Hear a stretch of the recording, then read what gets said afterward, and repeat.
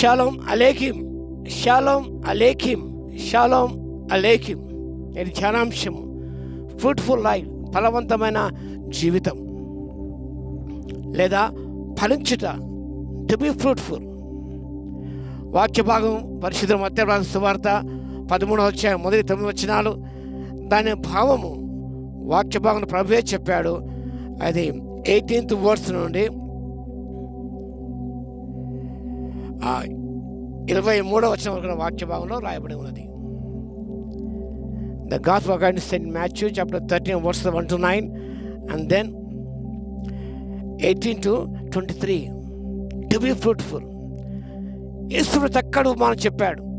Parables, parabolic sayings, పరలోక సత్యాలు వివరించడానికి ప్రభువు చిన్న చిన్న ఉపమానాలు తీసుకొని వాడి ద్వారా ఆత్మీయ సత్యాలను తన శిష్యులు నేర్పించాడు, లోకానికి అందించాడు. It great teacher. It all many spiritual lessons by taking simple ordinary events, ordinary things of life. It all many lessons, spiritual lessons that can be easily understand. అర్థం చేసుకునే రీతిగా ప్రభు అనేక విషయాలు చెప్పాడు వారికి. విత్తువాని ఉపమానం, the parable of the sower. A sower went out to sow the seeds. కొన్ని వచ్చేసి త్రోవ పక్కన పడ్డాయి, కొన్ని మన్నులేని రాతి నెలలో పడ్డాయి, మరికొన్ని ముళ్ళ పొదలో పడ్డాయి, మరికొన్ని మంచి నీళ్ళ పడ్డాయి. ప్రభు ఆ విషయం చెప్పుకుని వచ్చాడు. ఈనాడు మనం ఈ వచనం మీద మన ధ్యానాన్ని కొనసాగిద్దాం. వాక్య భాగంలో 22వ వచనం. ముళ్ళ పొదలో విత్తబడిన వాడు వాక్యం వినువాడే కానీ ఐక విచారమును ధనమోసమును ఆ వాక్యమును అణచివేయం గనక నిష్ఫలుడవును. సఫలత విఫలత అనే విషయాన్ని మనం ధ్యానం చేసుకోవచ్చు. మనం ఇక్కడ ముళ్ళ పొదలు కనిపిస్తున్నాయి. So many thorny bushes are here. ఇక్కడ అక్కడంతా గమనించినప్పుడు ముళ్ళ పొదలు గమనిస్తున్నాయి. కొన్ని విత్తనాలు ముళ్ళ పొదలో పడ్డాయి. ఆ ముళ్ళ పొదలో పడిన వాడు ఎవరనగా వాక్య వినువారే. They will hear the word of God. They will accept the word of God. They will try to do something for God. They will attempt. కానీ వాక్యంగా గమనిస్తే అవి ముళ్ళ పొదలో పడింది కాబట్టి వాళ్ళ హృదయాలు కొన్ని ముళ్ళు ఉన్నాయి. There are many thorns in our hearts that separate choke the word of God. ఈనాడు విస్తారముగా వాక్యము విత్తబడుతూనే ఉన్నది. ఒకప్పుడు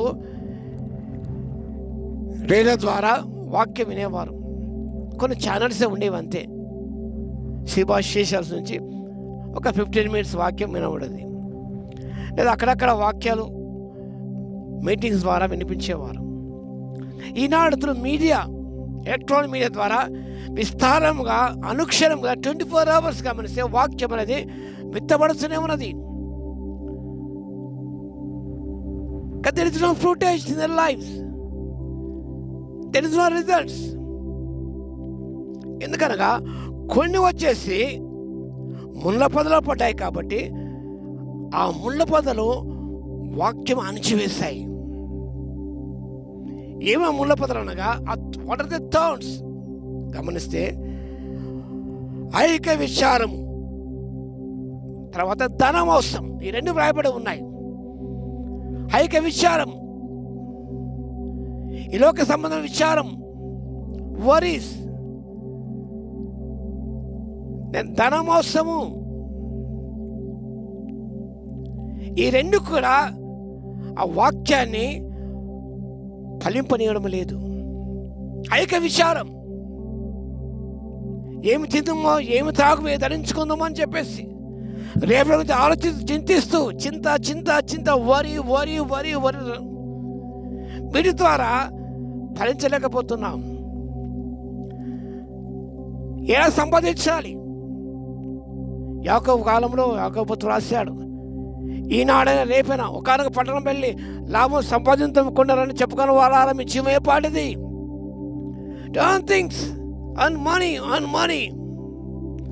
సంపాదించాలి, దానికి అంతు లేకుండా పోతుంది.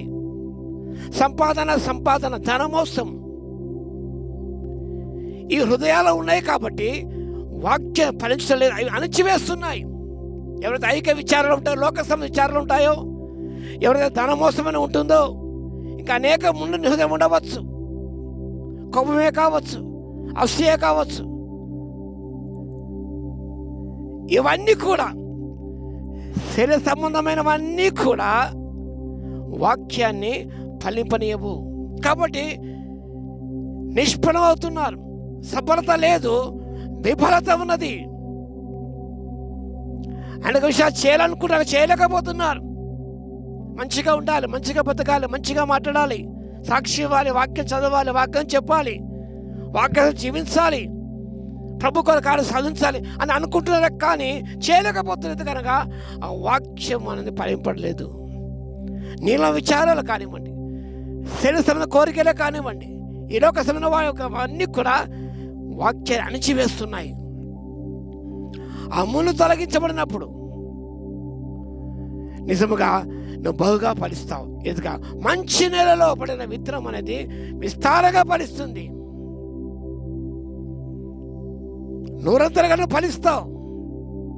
So God expecting results from you and from me. Is there any fruitage in our lives? వాక్యం ఫలించిందా? వాక్యం వింటూనే ఉన్నాం, అది ఫలించిందా? వింటున్నా, స్వీకరిస్తాము, కానీ మనము చేయలేకపోతున్నాం,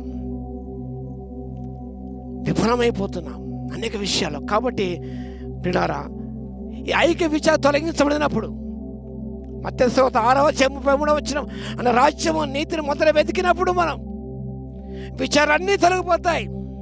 ప్రయారిటీస్ మన జీవితంలో ఏమున్నాయి ఒకసారి జ్ఞాపకం చేసుకుందాం.